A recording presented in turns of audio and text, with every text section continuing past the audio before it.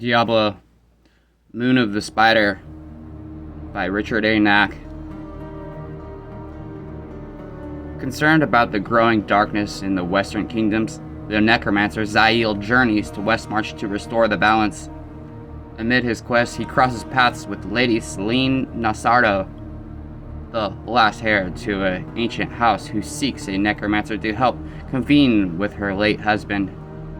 But as they summon Lord Nasardo's spirit in the moldering crypts beneath the family estate, Zayl and Celine stumble upon something unexpected. A sinister plot to unleash the demon Astrogha and his minions on Sanctuary. While Celine and Zayl become entangled in a web of alliances and intrigues that embroil both the nobility and Celine's bloodline, Astrogha's allies work to prepare a horrific ritual to ensure his coming. The key to his return, the Moon of the Spider, is at the heart of the mounting evil in Westmarch. But who wields the malevolent artifact? And to what end? 1. The thick gray clouds enshrouded much of the northern side of the mountains. A chill wind cut deep into the flesh of every man in the party, save the slim-cowled figure in the thin black travel cloak guiding the party. At this level, there were even traces of snow, and especially frost. The frost was very prevalent, giving the forest of firs through which they stalked a death-like sheen. 2 paces behind their guide, Lord Aldric Jitan drew his own thickly furred cloak tighter. From under the hood of the rich brown and white garment, the red-haired noble narrow eyes, one deep brown and the other ice blue, darted back and forth along the landscape, seeking. His square jaw clenched in impatience. "How much farther, sorcerer?" he muttered, his words accompanied by dense white clouds. "Not much farther at all, my lord," the black-clad figure calmly replied. Unlike the noble and the 5 burly men at arms, he strode along the uneven path as if on a pleasant afternoon hike. His voice was surprisingly deep for so thin and studious-sounding a figure, even deeper than Lord Jitan's. He glanced back at the broad-shouldered aristocrat, a man built much like the fighters who served him, revealing glimpses of a head with short-cropped gray hair and an angular face with matching eyes so narrow they made Aldrich seem round.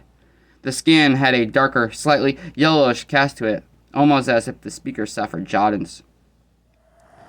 "In fact, I dare say, the first hints will soon manifest themselves. I sense nothing. Your skills are not as honed as mine are, my lord, but that shall be remedied soon enough, yes?" Aldrich grunted. "That's the point of all this, isn't it, sorcerer?" The lead figure turned his gaze forward, leaving the noble only the back of his black hood at which to gaze. "Yes, my lord." They fell to silence again. Behind Aldrich, the 5 servants struggled under heavy packs. In addition to foodstuffs and blankets, they carried pickaxes, huge hammers, and shovels. Each man also wore a sword at his side. As desolate as the forest seemed, there were dangers, especially from night howlers. The huge beastmen were rare to find, not that most were so foolish as to go hunting for them, but when encountered had to be slain quickly. Night howlers thrived on meat, including human flesh. Legend said that they had always not been so monstrous, but no one in the Western Kingdoms cared about such legends. It was the blood-soaked facts that mattered. The only good night howler was a dead one. After all, as Lord Aldric Jitan could attest, the dead ones at least made for fine, warm cloaks, like the one he wore. Several more minutes passed, and still the noble sensed nothing. He probed for some distance ahead, and only noted the continual emptiness of the mountainous lands. Even for this part of the southeastern Westmarch, the region was desolate.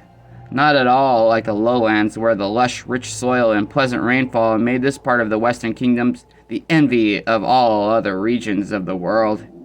Even the thick fir forest through which they trudged felt sterile, more a ghost than a living thing. Lord Jitan grunted.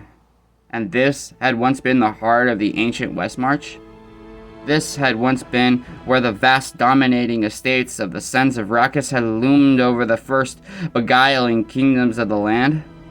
The moldering parchments and crumbling stone slabs through which Aldric had for months poured and spoken of a much warmer, much more regal land of huge city-sized estates, each of them run by one of the 5 lines descended from the legendary Paladin Lord. Few today knew the origins of King Rakis, founder and first ruler of Westmarch, and most of those, Aldric included, understood only that he had come from somewhere in the east, possibly even beyond the jungles of Kyrgyzstan. As one who believed himself descended from that very same lord, Aldric thought this most definitely the case, and the explanation for the narrowness of his own eyes. What happened to the last of Rakis line was up to conjure, albeit by very few, since the legacy was all but forgotten in modern times. Lord Jitan gathered from what little existed that, somewhere deep in the past, there had been a struggle for power between factions over an object of power. In fact, there had been more than one reference to it, and that had been what had first instigated him to search on. Yet until the chance encounter with his foreign companion ahead, the noble had found only dead ends. And dead ends were not something Aldric needed. The dreams were growing worse with each night. They tortured and beguiled him at the same time. They hinted of enemies seeking his weakness, shadowy figures who had become so very real that Aldric, despite never having clear faces or intelligible voices, each night the whispering phantoms drew closer to overtaking him, and each night the fear in him swelled greater. Often he woke full of sweat, certain that his screams had been heard throughout his estate. But those dreams had also given him the first clue, the one that had led him to the history of the Lords Rakis and, finally, to this climb into the chill mountain region. Each time Aldric had nearly taken by faceless horrific enemies, something had saved him. At first, it had been only an indistinct object, one that had appeared magically in his cupped palms. In progressive dreams, however, it had taken on form, gradually becoming a sphere, a huge pearl with odd yet familiar markings. At the same time, hints of the Rakis ties to it had materialized. Old rotting banners with the house symbol still intact, dank catacombs with the snarling wolf carved into the stone, and more. Most men would have simply thought themselves mad, but then most men were not Lord Aldric Jitan. Even before he had determined that within him coursed the blood of the Sons of Rakis, Aldric had known that he was of a select few. After all, he had been gifted with a touch of magic. His skills were slight, true, but in the dreams, they had grown, and when he had touched the gigantic pearl, that had, in fact, been the only reason his dream self had thus far survived. And if Lord Jin was to survive in the waking world, did it not make sense that he find what his subconscious kept steering him toward? Did not all his dreams and research mean to culminate in locating what the Eastern Devil called the Moon of the Spider? Aldric stood as if suddenly as frozen as the trees around him. He glared ahead hopefully, but saw only more of the same bleakness. Sorcerer! The noble snapped. What by the lords was that utterance for? There's nothing here! His guide did not even look back. Your senses are not attuned enough, my lord. You cannot see what there is to be seen, but I promise that it lies just before us. One arm stretched back, the narrow yellowed hand gesturing Aldric forward. Step up, and I will show you a taste of what you desire to wield. Lord Jin needed no encouragement. Driven by his demons, he battled his way up to where the slim figure awaited him. The 5 servants, much more encumbered, did their best to follow their master. Where, damn it? All that stood before him were mounds of stone and ice in the same endless forest. The yellowed hand suddenly reached out and seized his own, squeezing with a strength that made Aldric wince. And the Western aristocrat did. Everything was as it had been before, and yet now Aldric saw distinctions that his sweeping glance had so quickly dismissed. The mounds of stone and ice had definition, if one only looked close, definition that nature could have not created on its own. Lord Jitan stared up the length of the mountainside and took in the full scope of what those definitions meant. Can you sense it now? Asked his companion, releasing his grip on the noble. Aldric nodded. How could he miss it now? More to the point, how could he have not sensed it in the first place? The stronghold of the last of the sons of Rakis. Ahead lay what to the ignorant simply appeared a large, oval depression between two ridges. Of course, those ridges were much too uniform and, to Aldric's now awakened senses, were the flanking walls of the entrance to a much larger structure, rising up several stories above. The Lords Rakis had built their massive estates into the very mountains, carving out the rock where needed, adapting it where it was not. Now Aldrich saw the steep city that they had built, each level once luxurious and spanning. There were small terraced villas and garden walkways, all draped by the culmination of centuries of weather. Higher up stood a tower from which the ruler himself would look down upon his realm. Aldrich squinted, noting that what had appeared to be an outcropping near the top was actually the thrusting arm of a great statue that might very well have been of Rakis himself. The noble grinned as he drank in the truth. Buried beneath the snow, ice, and stone was a structure to rival any of which he had seen or heard, especially in Westmarch. Behind him, the men-at-arms muttered excitingly among themselves. They no doubt thought of treasure. Aldrich paid them little mind. He already knew that anything of such base value had long been stripped away in the aftermath of the Lord's downfall. The riffraff would have to be satisfied with what he so generously paid them. But as for his own treasure quest, his eyes were drawn to the depression at the base of the sprawling ruins. Marching up to it, Lord Jitan confronted the layers of earth and ice he was now certain kept him from his goal. He turned back to his servants, snapping, Well, drop that gear and come dig. They immediately set to work, rightfully fearful of their lord's wrath. As the clatter of picks and shovels echoed throughout the otherwise still region, Aldrich could not help feeling as if the clamor might somehow stir up the ancient rulers themselves. Curiously, he found himself more fascinated than uneasy. So little was known of them, and, as likely one of their last descendants, Aldrich felt their history was his. Had matters turned out differently, perhaps he would have now sat at that high tower, master of all Westmarch and beyond. Master of all. It occurred to the aristocrat then that perhaps it was even they who had reached out from the abyss of death to give him this key to his future. With it, all his enemies, known and otherwise, would be swept away before him. Then,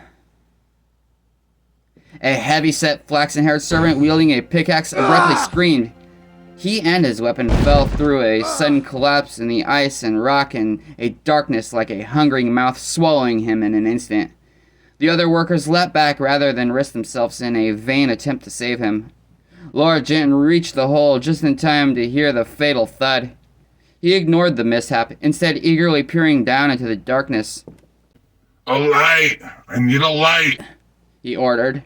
No sooner had he demanded it than suddenly a pale bone-white glow appeared next to him. It emanated from an object in the hooded figure's hand.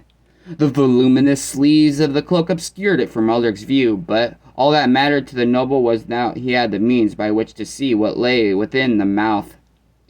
Cracked stone steps turned on a rightward spiral for 2 floors. The hapless worker's broken body lay to the side of the bottom step, his pickaxe just to the edge of the illumination. Shall we descend, my lord? Asked the shredded spellcaster. Lord Jitan answered by immediately doing so. The figure next to him chuckled, then followed after. The peculiar illumination wielded by Aldrich's guide cast an eerie presence over the stone chamber as the party descended. In it, savage lupine creatures seemed to leap out from the very walls themselves. More stone gargoyles following the wolf motive of the ancient lords. The heads of each were 3 times as large as that of a man, and the huge toothy jaws stood open, as if ready to seize any who dared step near. The sleek head stretched back to powerful shoulders, even a pair of wicked paws thrust out beneath each head. The detail was so remarkable that Lord Jitan could make out the individual hairs on the heads. A sudden urge came to touch one, to see how it felt, but as he took a step closer to the nearest, a sense of foreboding filled him. With a frown, the noble immediately stepped away. His hooded companion moved on ahead, illuminating more of the long chamber. An intake of breath, the first break in the spellcaster's ever calm demeanor, immediately caught Aldric's complete attention. "What is?" He got no further. 4 words escaped him then. A sarcophagus. It was tall and rounded, at least the height of a man, and 3 times that from front to back. It had been built from a substance Aldric did not recognize. Not stone, for none that he had ever seen, not even the whitest marble, could compare with its sleek, gleaming finish. In fact, as the two drew closer, it shimmered in the pale light, almost as if alive. Pearl. That was what it reminded Aldrich of. Iridescent pearl. It was as if the thing before him had been created from a single, gigantic pearl. No matter where he looked, he could see no construction seam. There was something more curious, though. Aldric Jitan studied the curvature, the curious markings that, the longer he stared at them, seemed to radiate with light of their own. This is not the Sons of Raucus. You should not be here. The other shook his hooded head. No, my lord. It is not of the Wolf Lords. Did you expect it to be? This is Vajari work, you see. And yes, it should be exactly here. The noble waited for further explanation, but none was forthcoming. Unable to contain himself any longer, Aldrich inspected the sarcophagus more closely. As he did, he spied another marking higher up, one at the edge of the light. Sorcerer! His guide shifted, the light now sweeping across the symbol that Aldrich wanted to see. One of the servants gasped at the sight revealed. Stumbling back in surprise, he hesitated directly in front of the great wolf heads. With an ear-splitting roar, the head stretched forth, its mouth opening wide. The jaws enveloped the stunned man's head, clamping tight. It bit down.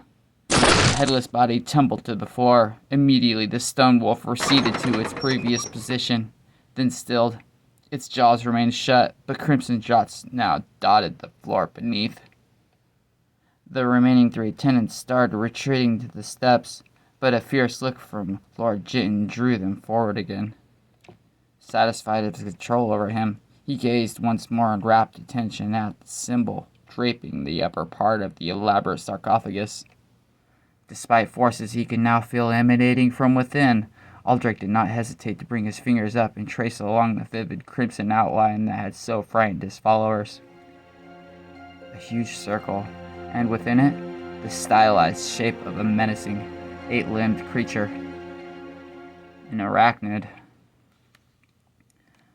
The sign of the moon of the spider. The noble whispered. "Did I not promise?" asked the other. Lord Jitan began seeking some manner by which to open the sarcophagus, but his grasping fingers could still discover no crack, no handle. Are we in time? "We are." The more his efforts proved for naught, the more frantic Aldrich's search became. He started banging his fists on the top, striking the spider emblem hard. Finally, frustrated, Aldrich whirled on the servants. Break it open! Hurry! With clear reluctance, they came forward with pickaxes. My lord, Began the hooded spellcaster. Jitan did not listen. He pointed at the center of the arachnid. There! Strike there! As when the trio laid into the effort, striking with practiced efficiency. Once, twice, thrice, each tool bit into the top of the sarcophagus, almost always pinpointing the spider symbol perfectly, but not one of the strikes so much as marred the surface of the structure. The head of one pickaxe cracked off, flying through the chamber and clattering against the wall. At that point, Aldric ordered the 3 men back. Sorcerer? I have the means, yes. An enraged Lord Jitan turned on his guide. Then why did you let us waste precious time? Rather than point out that he had attempted to tell the noble earlier, the spellcaster suggested, Those 3 would make better use of themselves at the moment, lighting torches. We will need the fire's illumination in a moment. A wave of Aldric's hand set the servants to work. Within seconds, 2 of them wielding blazing torches. At that point, the outlander hid away the object he had used to first light up the tomb. Pushing back his hood, he surveyed with satisfaction the sarcophagus.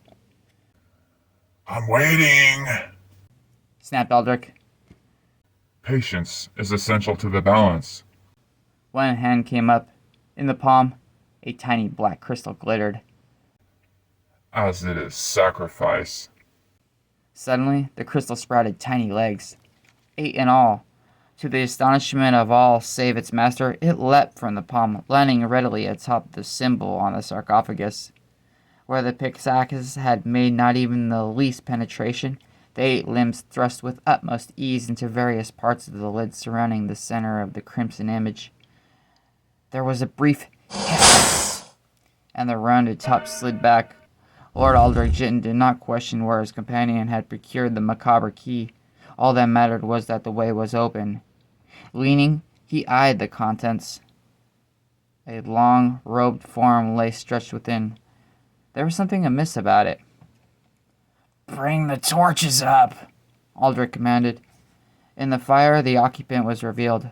Although he had already expected it not to be the remains of one of the lords of Rakis, the identity of the entombed figure still startled him. It's one of their own. Vajeri. The Vajeri were sorcerers whose origins also lay in the east, but they were of a more worldly nature than Aldric's companion. They had ambitions and desires, and in his life Lord Jitan had paid some of them for nefarious services. Not all were such of dubious nature, but to Aldric the distinction between good and bad Vajeri was negligible. But why waste such effort for the burial of one of their own in this, of all places? Why make such a trek here in the first place? Skin still covered the bones of the ancient spellcaster, as did wisps of long gray beard and hair. The familiar orange-colored, wide-shouldered robes called the touranache, a style hardly changed after a century, wrapped around the emaciated body. Golden runes supposedly designed to enhance the wearer's power and protect him from harm lined the garment. A gold breastplate and belt gave some hint of past glory and riches, but such things were of no interest to the noble. At the mummy's left side lay one of the rune-etched staves generally wielded by those of the order, and in the gnarled, gaunt hands resting atop lay the object of Lord Jitan's quest. It was not as large as in his dreams, but it was no less spectacular. The size of an apple, maybe a bit more, but that was it. It resembled a pearl of lunar radiance, a perfectly round moon that somehow made the sarcophagus seem crude and dull. An entire city, nay, all of Westmarch, could surely have been bought with it. Had there been no more to the artifact's appearance, perhaps Aldric would have done just that, for then it would have been otherwise useless to him. As it was, though, even the clawed fingers of the dead Vajeri could not obscure the 8 ebony streaks perfectly crisscrossing the pearl. They were the reason for its name, the reason he had sought this treasure out. They were the reason it was called the Moon of the Spider. Lord Jitan started to reach for it, but his shattered companion prevented his hand from rising. Taking from the dead is hardly the work of one of your station, my lord, he suggested to Aldric, his tone hinting of something more than the properties of caste. Brow arched, Aldrich snapped his fingers at the nearest manservant. Rolf, retrieve that for me. Rolf grimaced, then bowed his head. Handing his torch to one of the others, he strode up to the sarcophagus. With a grunt, he reached two beefy hands toward his master's prize. His fingers grazed those of the cloaked cadaver. Rolf howled. A fiery aura spread forth from the Viserais corpse to manservant and back again.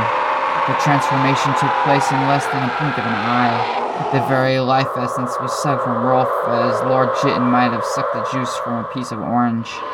The manservant's skin shriveled and his eyes sank into their sockets. His blurry form melted into a wrinkled skeleton. He tried to the very end to pull free, but could not. And, as his dry corpse collapsed in a grisly heap upon the floor, the mummified Viserais sat up.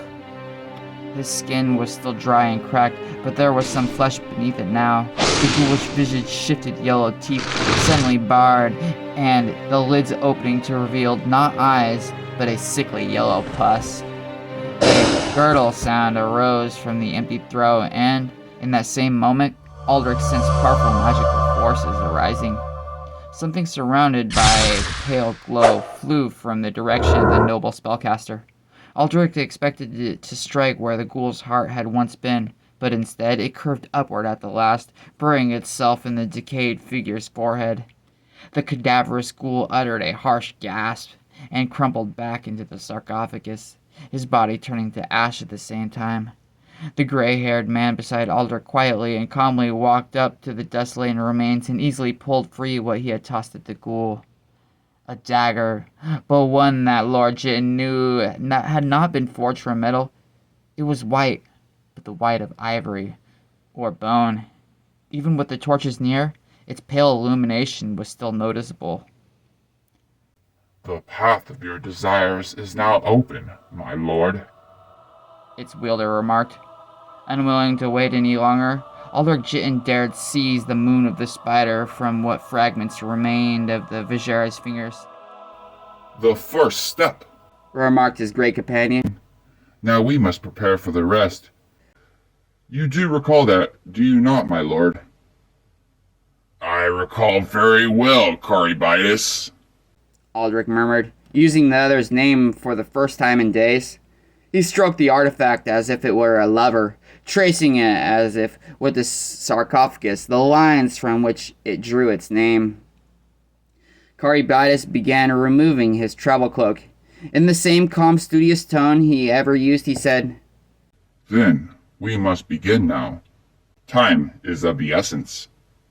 And, as his cloak slipped to the floor, Caribitis' own garments were better revealed. Utter black, save for the curious trio of bands across the upper chest and another that stretched down the midsection. One shoulder also bore a jutting protective cover, which on close inspection an onlooker would have realized was a skull of a horned and fanged creature that could have never walked the mortal plane in life. It and the bands were all the same in color, bone white.